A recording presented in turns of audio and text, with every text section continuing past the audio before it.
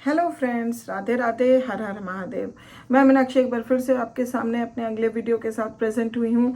तो चलिए फटाफट से जानते हैं आज इस सेशन में हम किस बारे में बातें करेंगे। पर ये जानने से पहले बताइए आप सभी लोग कैसे हैं। I hope you are happy and healthy.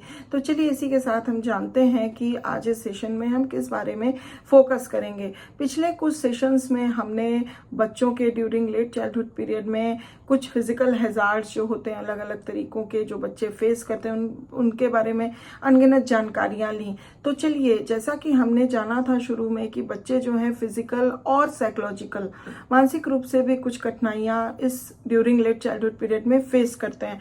तो चलिए थोड़ा सा जानते हैं कि साइकोलॉजिकल हैजार्ड्स किस तरीके से बच्चों के किस तरह के एडजस्टमेंट्स में दिक्कत देता है और क्या होता है, और प्लस कितने प्रकार के साइकोलॉजिकल हैजार्ड्स होते हैं। आज इस बारे में हम थोड़ी सी जानकारी लेंगे। तो I hope that will be remain in the session to till the end to get the whole information. तो चलिए इसी के साथ हम सेशन को शुरू करते हैं। और एक चीज़ और, अगर अभी आपने सब्सक्राइब नहीं किया है मेरे चैनल को तो प्लीज़ जल्दी से करिए, जिससे आप इस तरह के वंडरफुल वीडियोस आगे भी देखते रहें और उसका फायदा पूरी तरह से उठाते रहें। तो चलिए इसी के साथ let us begin with the session. Psychological hazards की अगर हम बात करते हैं during late childhood period, this are the mainly the ones that effect children's social adjustments around which the major developmental task of this period are centered। तो जैसा कि हम जानते हैं कि हर स्टेज का जो होता है कुछ डेवलपमेंटल टास्क होते हैं जिसको कि बच्चों को उस स्टेज पे पूरा कंप्लीट करना रहता है, जिससे कि वो अपने आगे आने वाले स्टेज को अच्छे से सीख पाएं, लर्न कर पाएं, ग्रैस्प कर पाएं। तो जो हर स्टेज के डेवलपमेंटल टास्क होते हैं उसको फुलफिल करना पड़ता है।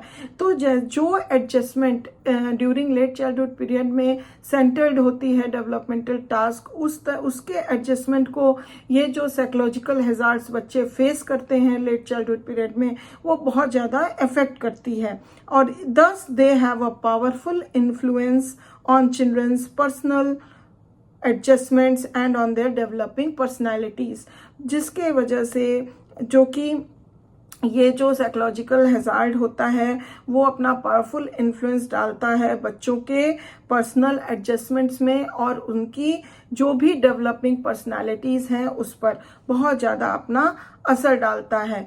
तो साइकोलॉजिकल हैजार्ड से कोप अप होना इज़ वेरी वेरी इम्पॉर्टेंट, और उसको किस तरीके से हम ओवरकम करें या बच्चे ओवरकम करते हैं, it is very very important factor because it affects the whole personality of the child later on. So चलिए आज हम ये देखेंगे कि कितने प्रकार के psychological hazards late childhood period में हमें देखने को मिलते हैं। तो आज 10 तरीके के 10 टाइप्स ऑफ साइकोलॉजिकल हैजार्ड्स हम आपको बताएंगे। जैसे कि है, पहला है स्पीच हैजार्ड्स, दूसरा है इमोशनल हैजार्ड्स, तीसरा social hazards, next play hazards, next conceptual hazards, next moral hazards, next hazards associated with interest, next hazards in sex role typing, फिर family relationships hazards, and next hazards in personality development।